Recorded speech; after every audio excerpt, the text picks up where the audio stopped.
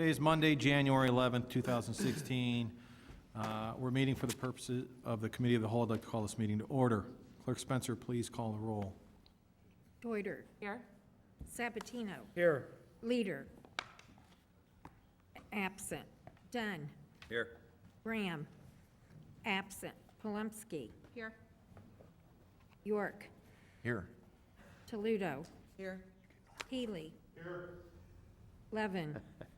He's absent. Kennedy. Here. Honquist. Here. Wagner. Absent. Mulliner. Here. 10 present, 4 absent. 10 present, 4 absent. We have a quorum. I'd ask that you all rise and join me in the Pledge of Allegiance.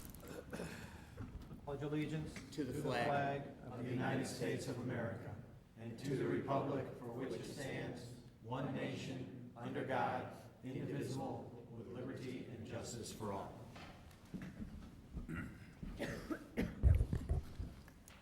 Okay, we'll just go down the agenda here. We're really here for one purpose, but I'll start with announcements. Any announcements from the dais? Seeing none, we'll move on. Public comments. Clerk Spencer, at this time, has anybody signed up for public comment? Yes, Mr. Mayor. Before you start, let me remind Okay. everyone of our guidelines. Yes, sir. We asked, public comment, that's an opportunity for anybody in the audience to address the council as a whole on any issue they so may choose. When you're recognized by the clerk, we ask that you step over to that microphone and identify yourself. Address is optional. We ask that you keep your comments to 3 minutes out of respect for the work that we have to do here this evening and also out of respect for other folks that may want to speak. That having been said, Clerk Spencer, you said we have some folks signed up. Yes, we do. We'll start with Rebecca Lipton, 218 Cayuga.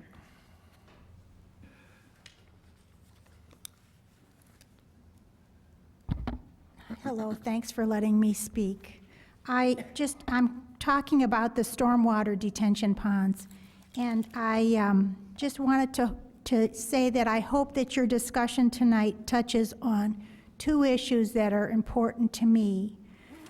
One is that it seems to me that the park board, can you hear me okay? Yes.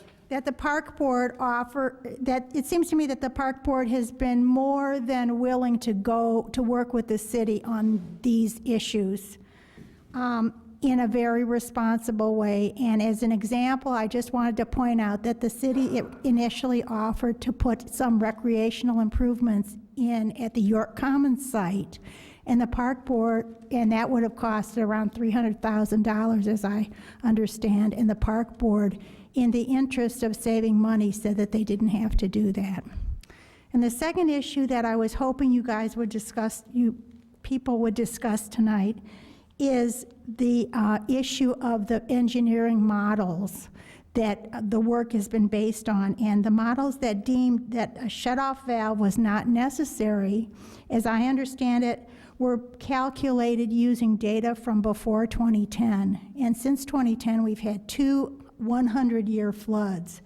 So my question is, are they going to continue to use these old models, or are they going to revise them?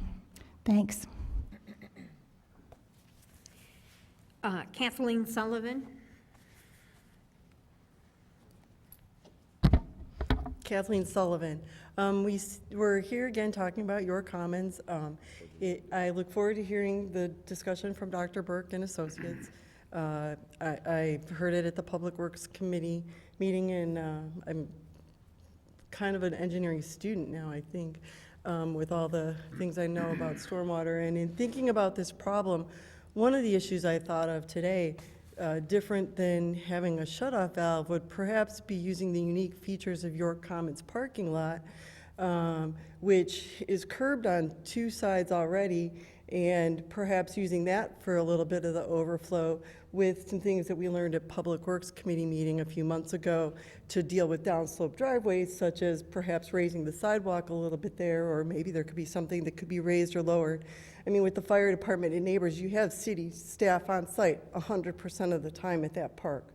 So I think there might be some other options available, and I just want to make sure that they've been explored as well. Thank you. Michael Crumry.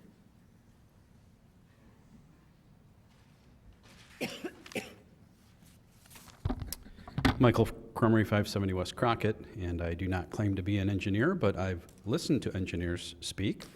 And it's my understanding both Burke Engineering and V3 have both stated that they agree a shutoff valve is not required. I ask that this council please do right by the Elmhurst taxpayers and save us from a wasteful spend of $100,000. Stay the course. Thank you. That concludes those who filled in the sign-in sheet, Mr. Okay, Mayor. so that's it for folks who have signed up this evening. Is there anybody who did not have an opportunity to sign in on our sign-in sheet but wishes to address the council at this time? If so, please raise your hand. Anyone who did not have an opportunity wishes to speak? Seeing none, that will conclude our public comments for the evening. On to business before the council. The only thing we're here to discuss is a stormwater project for York Commons. To give a little recap, Howard, I might need your help here. Oh, there he is, he's already ready. Just to give a little recap of why we're here, as I think everybody who hasn't been living under a rock for the past 5 years knows, we have been working on stormwater and have worked with different engineering firms to figure out how to mitigate some of the flooding that we've experienced over the last 8 years. One of the primary contributors to that study, Dr. Burke and his firm, are here to help answer some of the questions because things have evolved quite a bit. For the most part, we asked Christopher Burke to look at how to mitigate some of our stormwater issues, starting with projects that are the most cost-effective. And in a mature town like Elmhurst, the projects that are most cost-effective are what we call above-ground storage or overland storage in the limited green space that we have, whether it's in parks or schools or any green space that we can find. So this, what you're seeing here is our initial proposal. This is York Commons over here. York Road running north to south here. And what you have is Smalley Pool and the parking lot. And then our initial proposal, just to refresh everyone's memory, was to take the existing softball field that was here and create a state-of-the-art softball field along with a soccer field. And the gist is to take any of these areas and basically lower them as far as we can, but still allow gravity to do the work for us and pull water away from homes and from overtaxing our system. So our initial proposal was to do a dual-use softball field and soccer field here, and then this is a green space area that's just south of the fire station, and to do a open green space here. And I think the original proposal was around 23 acre-feet that this would help. And at the time, I believe it was going to potentially help both the residents on Washington Street and the residents on Crescent. That was our initial proposal. And as you can see, some of these maps indicate, and Dr. Burke may refer to them, there's various ingress of water into these areas, and then egress, the water coming out. So in this area here, there was a low point, call it a designed low point, where the water, if this filled up, instead of backing up, the water would flow out to the west. Similar here, if this backed up, or if this was filled during a rain event, water would exit out onto York. That was our initial proposal. Howard, can you? Okay. So this, after countless conversations and meetings with the Park District, and we've made a lot of progress on the 5 sites we're considering, what the Park District proposed is they declined the dual use here, which was the majority of the storage. So we went from 23 acre-feet, but this initial smaller area, which I think was 4 acre-feet, and you saw on the last slide, the Park District proposed that maybe we expand that a little bit. And that's great. That takes that up to 10 acre-feet. Unfortunately, that doesn't help the homes on Washington. We can't take this pipe here and move it over. But what it really does is it does provide relief for these folks here on Crescent. And it's a pipe that runs from Crescent underneath the railroad tracks, along the railroad tracks, and then exits into our detention basin here.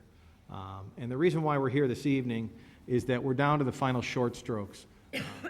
And I know that, and I'll give Alderman Kennedy a chance to speak in just a minute, but a lot of these details were hammered out, not only the Communications Committee that Alderman Kennedy and Alderman Palumsky are on, but also the Public Works Committee in general works through some of the finer details. And the final detail that we're dealing with right now is that our engineers are working on a design, and there is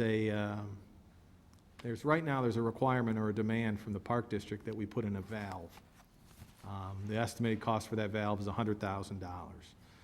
A couple of meetings ago, the City Council voted to remove that from the draft IGA that was attached to a report coming out of the Public Works Department.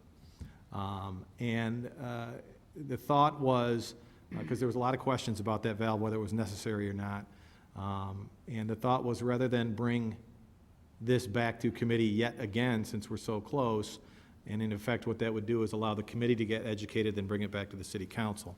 The thought was, let's have a committee of the whole, so all council members can get all their questions answered as it relates to whether or not, what the need is for a valve, or if there's not the need for a valve, and get the professional opinion on how that should work. And before I turn it over to Dr. Burke, I'm going to turn it over to Chairman Kennedy and see if he has anything to add. Thank you, Mr. Mayor. I really don't have anything to add. I just want to go back to the main purpose here. Obviously, we're here to deal with flood mitigation, and as we've talked about from the very beginning, we want to do the most amount of good for the most amount of people in the shortest amount of time at the best possible cost. And so as we look at this project, and we've looked at the history and how the shutoff valve was included at the beginning, there's been many changes to the project, and we're ultimately just looking at the west lobe here. And we're going to talk about the design of the project. It is my understanding that all along through this redesign, the need for the shutoff valve has been eliminated. And so knowing that it's not necessary from an engineering standpoint, I don't see the need for us to spend an additional $100,000 when that money could be better spent on furthering other projects we have in town for areas that haven't been addressed from a flood mitigation standpoint. So I'm looking forward to hear what Dr. Burke has to say and help us through this discussion. Okay. Dr. Burke, I have the laser pointer here. I'm not sure if you're going to need it. I have one in my pocket. This is a good one. It's got green and red. All right, we're going to turn it over to Dr. Burke. He's going to bring us up to speed on his opinion on the valve and how best way to handle this project. Well, the mayor did an outstanding job discussing some of the history of the project, and if you can go back one, Howard, to that project configuration. As he stated, we had proposed about 23 acre-feet, and the idea here is not just putting a new pipe to drain the area of Crescent. The idea here was to attenuate those flows that are coming and not flooding Crescent and hold them so they do not create problems downstream. As the mayor suggested, we had identified benefits to that 23 acre-foot configuration that resulted in about 8 inches during the 100-year event reduction down near Washington. There still is other depth that we need to reduce down there, but it did have a positive impact. So any flows that were going to be increased as a result of relieving the 38 homes that are benefiting. There are 38 homes on Crescent that are benefiting from the construction of the relief sewer. We proposed the storage and additional storage. So let's go back to the configuration. And so the configuration, as you show here, the water will not start getting into this new red line until it's needed. So the water will build up in Crescent. When it reaches a certain height, it spills into that new storm sewer that been constructed under the tracks and into this pond. And we're reduced to 10 acre-feet. We simulated the heck out of the what would happen with the new storm sewer with different configurations of storage for the so-called 100-year event. That's the one that is regulating all the projects. You regulate new development to that standard. The county regulates your projects to that standard. So we met that standard. In addition, to address one of the questions that was raised, we actually simulated the June 23rd, 2010 event, which is very close. It's exceeding 100. For those of you that remember, it's about 4.5 inches in 30 minutes. So we simulated that event and demonstrated that there is no increase in flooding downstream as a result of the water coming through the red pipe and into our pond, being stored and attenuated and released. So we identified even this extreme event does not require the addition of a valve. So we simulated lots of different events, 500-year events, and determined that for the critical duration, there is no increase in the downstream conditions. We did identify that if someone was looking for to accommodate storage well beyond what is currently required for regulations and accommodate other things, that you can, by lowering the volleyball courts in this area, accommodate additional level of protection and still keep the volleyball courts dry. And what you would also do is accomplish and provide a flood control relief in other events other than the 500. So we believe that from a technical perspective, the valve is not required, and we've demonstrated with computer models simulating a whole range or whole suite of events. There's also the difficulty with operations of this valve if it was to be put in. As I understand it briefly, the idea here, when water gets to a certain elevation, it gets shut off over here. That's an easy thing to say in a meeting. It's a difficult thing to accommodate when you are looking at some type of valve or some type of sensor here that's operating a valve over here. Now, we're not trying to, this is not as complicated as you may think, but it's still operationally, it's difficult. That elevation would go up and down. That valve would go up, open, and shut during extreme events. And this valve would not be necessary based on all the simulations we made for something that far exceeds even the events that we've had to date. So what would happen was this valve would only be operational, and during extreme events, water's coming in from everywhere. I mean, you can imagine if we had a sustained 500-year flood within the entire city, you would have many areas flooded and contributing runoff. We only looked at the 100-year level protection when we did our study, and those of you that listened to it and read it know how expensive that particular one is. So the operation issues is very complicated. And finally, the other thing that really is out there and can never go away is the public relations concept of whether or not a valve is shut or closed. Some of you may remember 1987. The Lake O'Hare was opened up, and they opened it up, and it was in the news. And to this day, I still hear people telling me along Salt Creek that they flooded during that event when Lake O'Hare was opened up. The problem is that goes to the Des Plaines River and not Salt Creek. And so I still hear, I talked to a village manager today, each and every person in his town that floods believes it is because of a valve that was opened or not opened, shut, or so this is a problem that people upstream and downstream will forever be manifested. And so our position, our opinion is that if you're looking to, this design meets the 100-year level of protection, the ordinance requirements, without the need for a valve. So we've done all the simulations that everybody has requested. The critical duration for the 500-year storm does not result in any increased flooding downstream. Okay, thanks for the summary, Dr. Burke. Anybody have any questions? Alderman Kennedy. I got a couple of quick questions, if I could. As I understand it, this relief sewer would only take water into it during surcharge conditions. Is that right?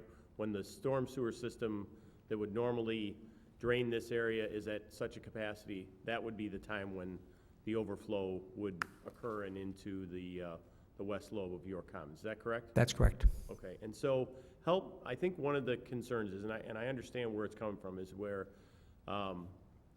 there's a desire to make sure we don't move a problem from one area and move it to another. So I think I understand that the sewer, this pipe is sized such that at a 100-year storm, it's gonna take water away from the Crescent area, eliminate the fact that those homes flood, and take that water and move it into this detention area in your Commons, correct? Correct. Help me understand what happens when we have a storm greater than 100 years. Hopefully we don't, but if we do, how does this system work? What happens, north of in the area of Crescent and then south, so that I think everybody can understand what does this all mean? Well, first of all, we did not size this pipe for any events greater than 100. So the water that fell on the upstream side of the railroad tracks, the north side of the railroad tracks, that exceeds that would start staying there. And it no longer, it has a hydraulic control. The pipes are sized to accommodate and eliminate the flooding in Crescent, but not send additional flows downstream. If we had put larger pipes, you could start looking at those types of problems, but we're limiting it to a 48-inch pipe. So the water would still stay to the north, and we start ponding on Crescent.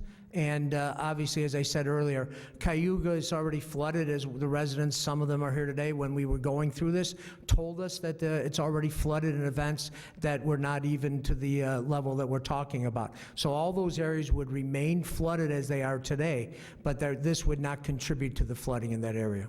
Okay, and can you talk a little bit more about there's an overland flow route. Any of these systems would have a point in, and then obviously a point out, and that point out would be controlled. Can you talk a little bit more about what the overland flow route is, and should the capacity of the detention area be exceeded, where that water goes, and what, basically help us understand that we're not passing a problem from one area to another? We're not increasing additional flows downstream, and what we did is simulate with the computer models that we talked too much about, is what that looks like all the way down, how the water would flow, not even through the pipes, but also overland flow routes. We identified the overland flow routes in that previous exhibits and other exhibits, if you remember the blue arrows, showing where the routes are today. So we simulated what would happen with and without this additional pipe and the storage, and demonstrated for the events that we provided on the critical duration, there are no downstream impacts.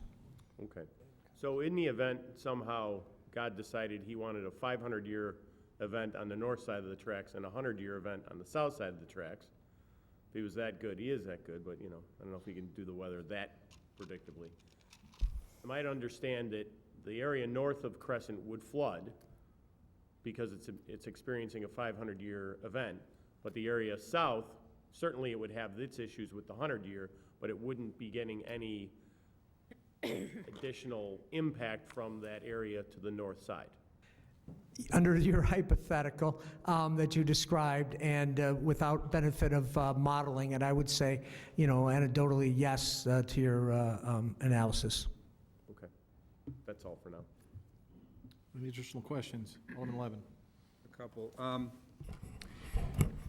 Well, I do want to say that, well, first of all, is it possible that the valve, if it was put in, could malfunction and then cause flooding that would otherwise not occur if the valve didn't malfunction? If the valve shut down when it should not shut down, it would increase you would not be providing the level of protection that the Crescent people are being provided with this project.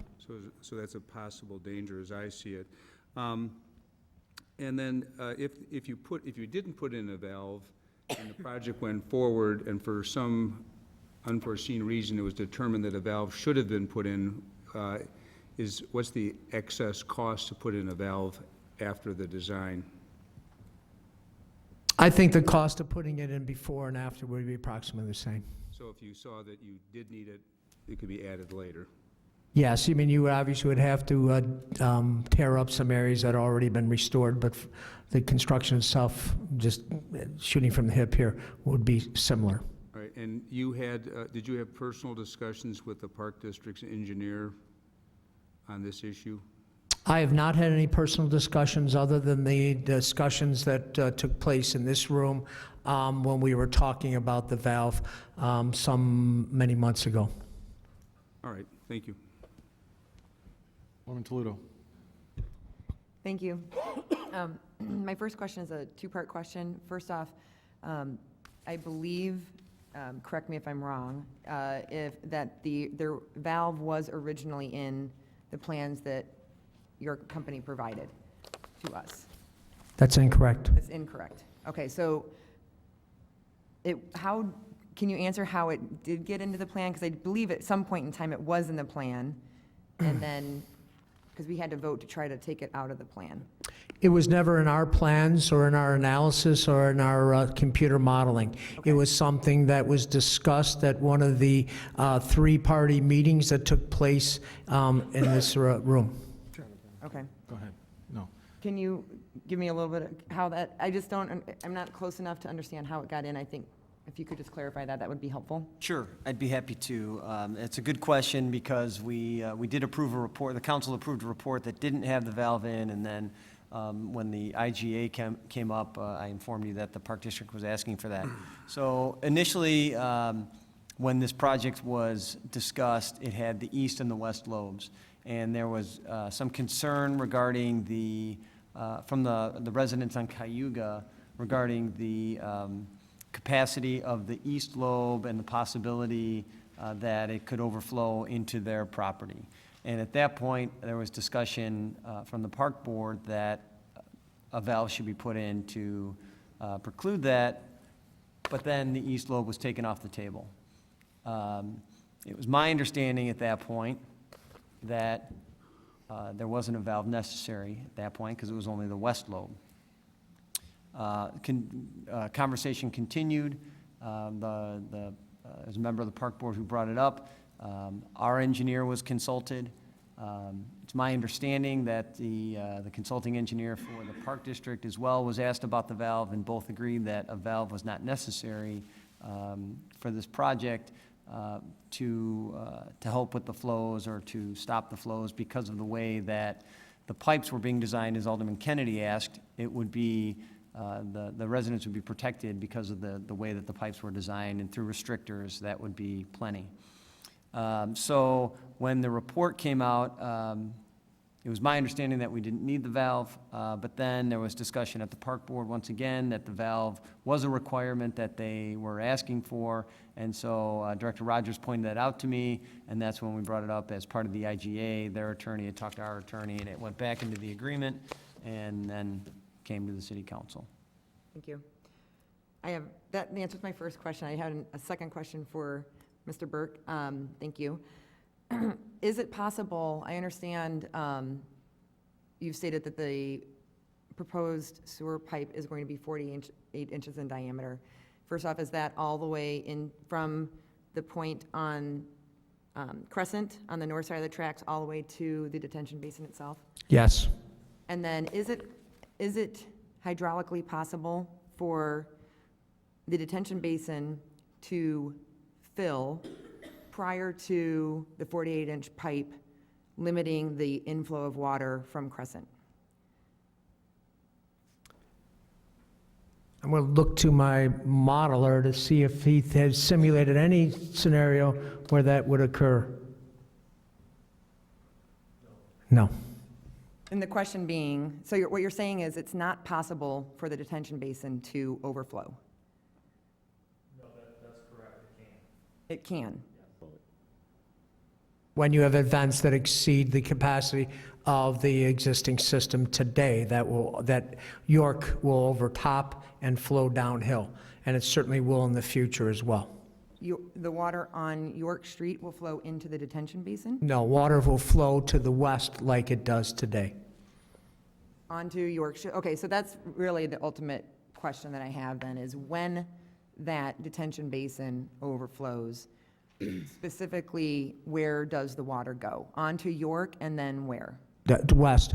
We may or may not have an exhibit that shows the overland flow route, because that was one of the big topics when we met originally with this concept here. You can see we show some of that squiggly blue line there that is being highlighted. That's where the water flows over York and flows downstream.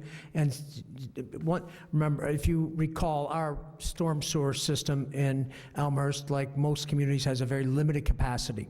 And once that capacity is exceeded, water starts getting up high, flowing over land, and that's what it does today. And what we did is simulated to make sure that it will not increase the flows going downstream from what the flows that are going out there today.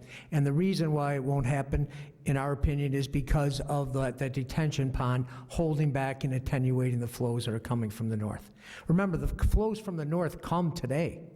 That area, we're not introducing new water. That water comes through comes under the railroad tracks and goes to the storm sewer today, and it did it yesterday, and it will do it, continue to do it in the future. What we're doing is relieving the flooding from the 38 residents north of the railroad tracks and holding that water that we're passing on downstream in that pond. Thank you. Additional questions? Alderman Healy. Thank you, Mayor. So this may be a two-parter for either Mr. Burke or potentially city staff. And what I want to get at is the peer review aspect of everything Dr. Burke just told us.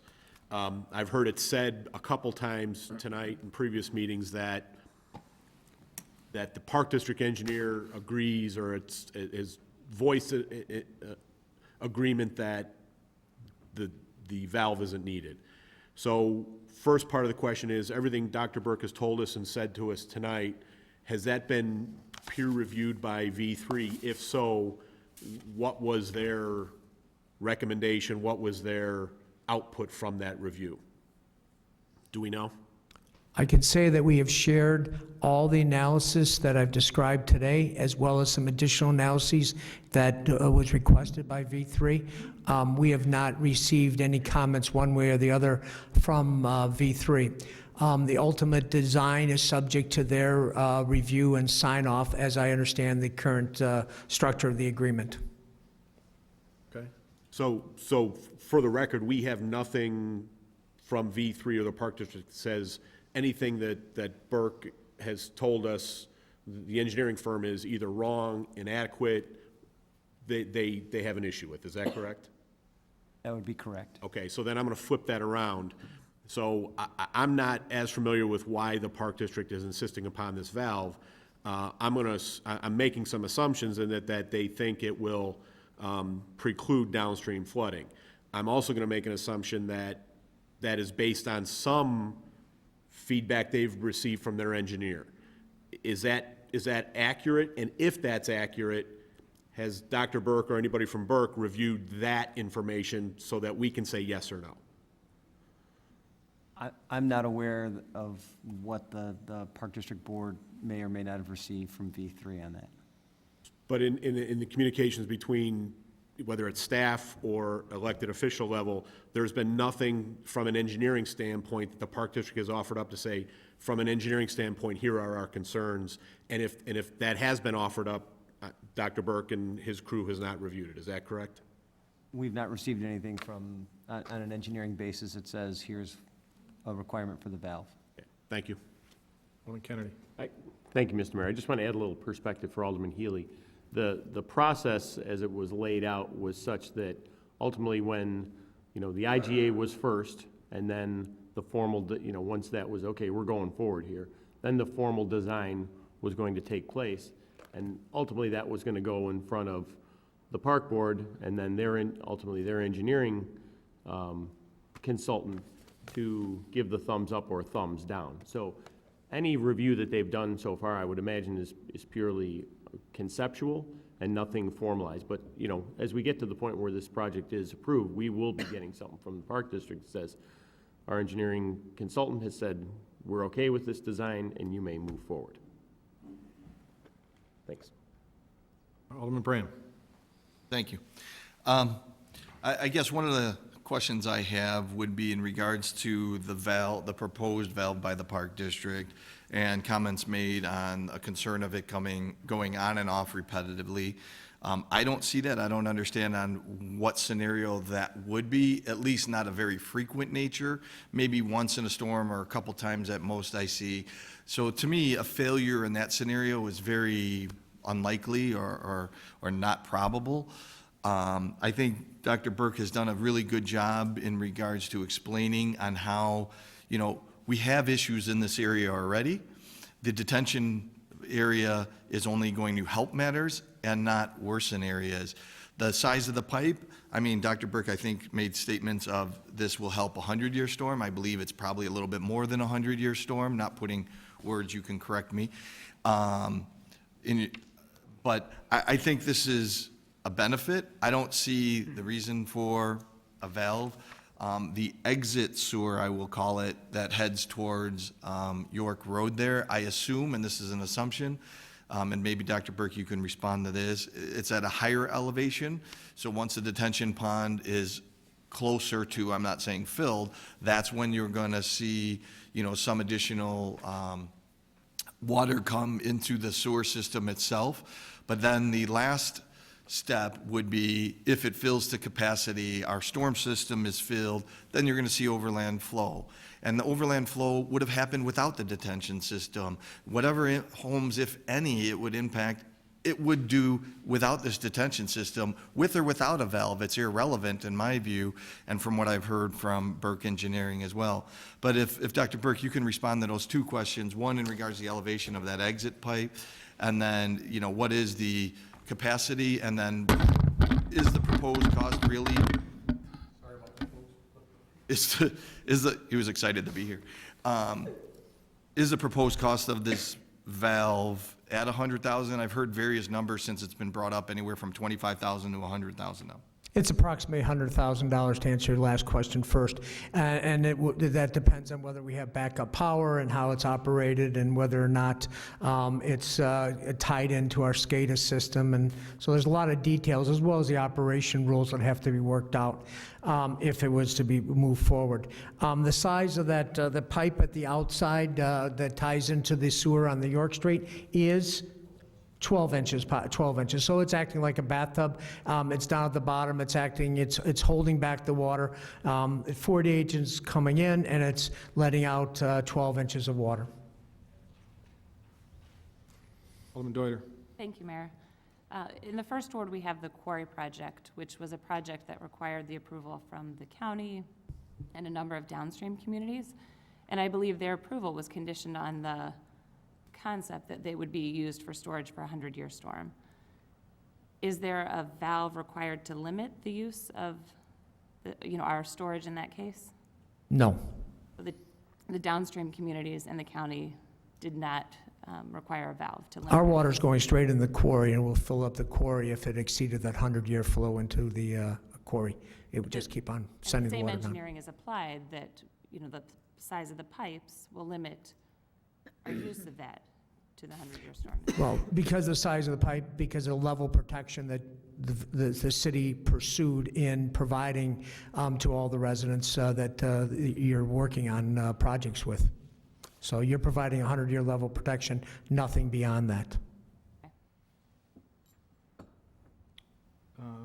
Alderman Plumsky, did you have something? But just people we haven't heard from yet. Alderman Kennedy, you wanted to respond I just to it? wanted to just clarify, because I think Alderman Deuter brought up a very good point. If there was a 500-year storm in the area of the tree streets, it would flood. It would flood like it does, unfortunately, today. And the level of protection with this system is, to her point, a 100-year level of protection. So at 100 years, this area and the tree streets are good. Anything above, there's going to be some level of flooding because of the way that the system has been designed and the requirements that are put upon us by, in the case of the tree streets, the county's requirements, correct? Yes, and I just want to make sure, but in the tree streets, there already is, the 500-year will not be as high as it would be under today's conditions, because we're sending a good portion of it downstream by virtue of the relief sewer. Okay, thank you. Alderman Plumsky. Thank you, Mayor. I have a question that was brought up by Alderman Levin, and this is that with a valve, there's a potential for either equivalent protection or possibly a problem as a result of it. Under what conditions would you design a detention basin that uses a valve that has a remote sensor? It's difficult to find one that we have put in that's online like this that has a valve for the various reasons. You don't want to be the person that shut or open that valve. You already know the problems the public questioning about whether or not a pump was on and a generator was on. So we're probably, I assume if this would ever take place, you'd have big red lights to show whether or not something's on or off. Pumping, we have, to be sure, we have valves in our water system, your water system, and in your sanitary sewer system. It's very problematic to have them in the stormwater management system. Any other comments for Mr. Burke or Dr. Burke? Alderman Dunn. Yes, thanks. I know that we have a lot of other projects that are under examination now, some others with the Park District, some others with the school district. And relative to those other projects, is there anything uniquely different about this project that would raise the level of concern to potentially need a valve compared with the conditions associated with the other projects that were examined? Good question. I don't believe that there are any unique situations here that do not present themselves at other locations. The idea here is to take the water off the streets where it's flooding people and putting it temporarily in stormwater storage basins. Any additional comments for Dr. Burke? Alderman Deuter. Thank you. I think just to follow up on Alderman Dunn's question, and this is probably for the city manager, have we heard from the Park District that they are expecting this valve in any other locations that we work with them on? I did ask the Park District that through Jim Rogers, the Executive Director, and what his comment was, which is fair, there hasn't been enough discussion or details provided in the other projects yet to determine whether or not the Park District would ask for this on other projects. Any other comments? For Dr. Burke or generally? General? Dr. Burke as well, but I think I read in the paper that, which must be true then, that the Park District, the concern I'd read was there was a concern that would be, that we as a city would be contributing to overland flooding that would affect other neighborhoods.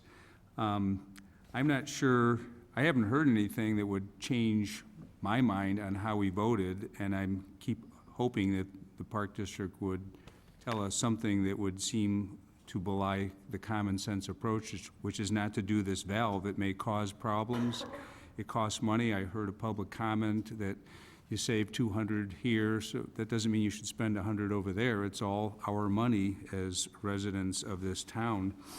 I feel that maybe the residents of Cayuga are dictating more than they should in terms of what's good for the entire city. So I just don't know if, I guess my only question then, it sort of states my position as it stands, is there any possible reason you could think of why putting in this valve would be a good policy decision for this city? I've not heard anything that would support the construction of a valve or the installation of a valve. No. I guess my only closing comment is to the extent that the Park District, if they do have that concern that we're affecting other streets, I don't think that's really their concern. We are the ones that are responsible for taking care of the streets and the neighborhoods in terms of, and we're the ones that have been under the heat for it, so I think we've got to continue to emphasize that's our problem. Alderman Mulliner. Just one quick question, and this is to the attorney, and that is, what's the liability if we put in a valve contrary to an engineering firm telling us that it's not necessary? Well, as the council knows, there's a doctrine called the Illinois Tort Immunity Act that provides protection to the city.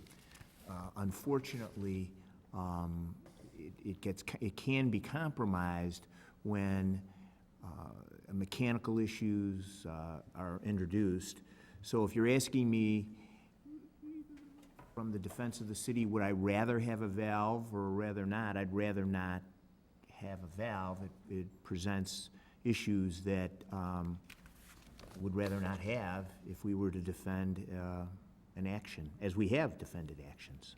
Thank you. Any additional comments or questions?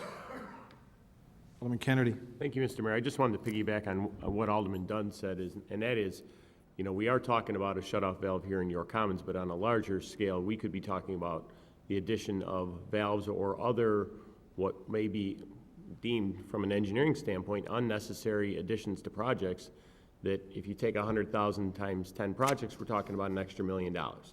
And so I think we go back to where the engineers are coming from, and that is, it's not necessary. It's been designed in such a way that it will convey what will be a, what happens from a 100-year storm, and if it's in excess of that, it would, that water would stay up into the area where it would, where it has fallen. I'm of the belief, and I have been all along, that based on this engineering, it's completely unnecessary to have a shutoff valve, and I'd go as far to say is if the Park District believes this is an absolute requirement, then I would suggest that they pay for it. Thank you. Alderman Bram. Yeah, I don't have anything to add in regards to the valve. I just want to give the opportunity, maybe yourself, Mr. Mayor, or maybe the city manager, on what are our next steps from a process perspective. I mean, should we give an opportunity for the Park District to speak tonight if they so choose, not throwing them under the bus at all? Or are there going to be conversations with the city manager and the director of the Park District from today to next Tuesday, right, Tuesday, when we are scheduled to vote on the deferred resolution? So if either of you or both of you can speak to the process steps that we plan to have for this issue, so the residents know what they should be expecting. I can answer that, Alderman Bram. We had at our last communications meeting, so the stormwater communications meeting, the Park District sent us a letter about a month ago, Jim, with all of the, with what I think was referred to in the correspondence, final offer, final something or another, a couple months ago. And it had a deadline of December 31st on it. However, at the communications meeting, Alderman Honquist, among others, asked the Park District, would you consider, and you can go back and watch the tape, would you consider if we had a different idea for various projects? And the response from the Park District at the time, Commissioner Spaeth, I believe is the one who addressed it directly, said, well, if you have something for us to consider, send it to us and we'll consider. No guarantees, but we'll consider it. So in this case, certainly the Park District's aware of the one issue there is on York Commons, this York Commons part. I think that depending on and I think we're going to have a consensus here at the Committee of the Whole, ultimately I think City Manager Grabowski will send a letter to Director Rogers. Also in that letter, he will highlight the other requests that Alderman Honquist, among others, had relating to specifically East End and Crestview and Golden Meadow, Wild Meadows Trace. So that's the next step, and then some sort of formal response back to them. So we haven't issued a formal response since the vote was to amend the report, amend the draft of the IGA attached to the report. But the next step would be the city manager, because I know the Park District has actually requested a letter. So I think they would formally address any changes or suggestions that we would have as it relates to that letter specifically. Yeah. So follow up on that.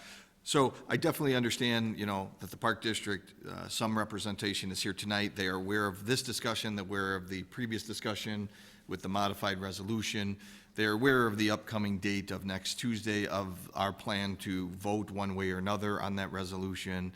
I'd hate to see any further delay on either end of moving forward with this project, and I'm sure everybody would concur on both sides of the coin for that.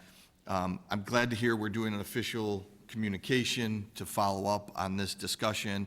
I'm sure that the Park District will do their due diligence and listen to this discussion and provide their feedback. So my expectation then would be next Tuesday, we will be moving ahead with a plan to vote on that resolution. Whatever happens with that is to be determined. And then we will either get feedback prior to or shortly thereafter from the Park District on how we move forward. Yeah, and we actually, Jim, when's our communication meeting? We have one this week, right? So we have there's a lot's going to happen between now and our next meeting Tuesday. we actually have, the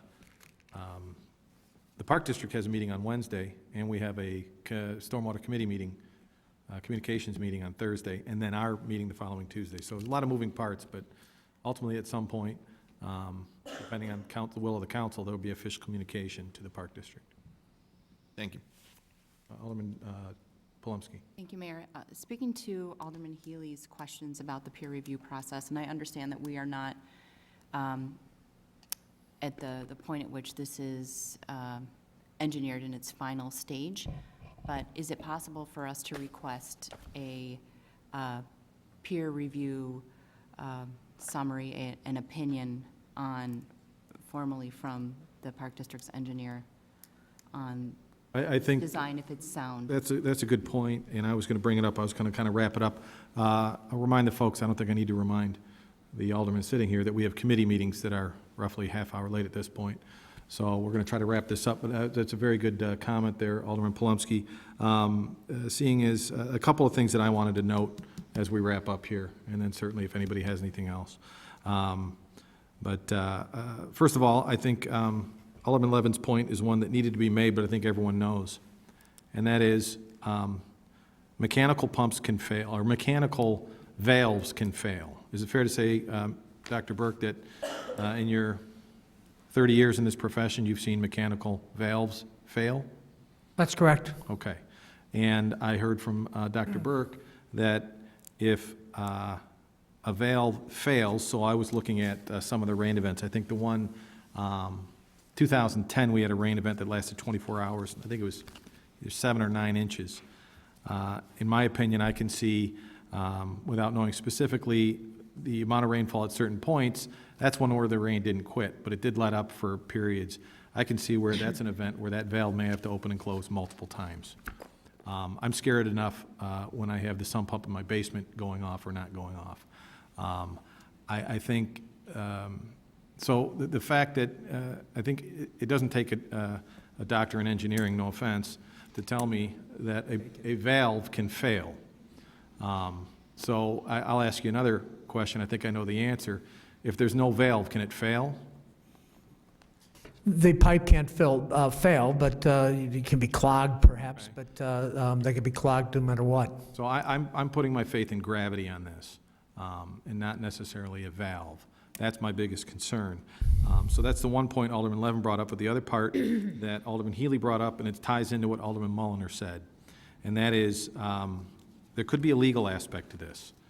It's a very good point that Alderman Mulliner brought up, and it came out of what Alderman Healy said, which is, do we have anything from the Park District or from another professional peer-reviewed engineering firm that we can hang our hat on if this thing fails or if something happens? Because it sounds to me like I heard pretty clearly from the city attorney that this would not be an ideal position to be in if we had to defend this. So I do think that, Jim Grabowski's here. Jim, I think that's something that maybe you want to request from the Park District. Hopefully, they'll consider this, and this is, for the record, this is taped, so anybody who wants to watch it can watch it. I would ask Jim Grabowski to make, if there's a case to be made, an engineering case to be made, since the directive's coming from the Park District on this valve, I'd ask Jim that you request that that be provided to us. The last thing I'll say is I do want to give the opportunity. Certainly, they took the time to attend. Members from the Park District are here. If you have any questions or any statements you want to make, it certainly would like to give you the opportunity to do so. Okay. All right. Any other comments before we wrap this up and go to committee? Seeing none, I'll entertain a motion to adjourn. Motion by Alderman Mulliner, second by Alderman Honquist. All in favor, say aye. Aye. Opposed? We're adjourned. Thank you, everybody.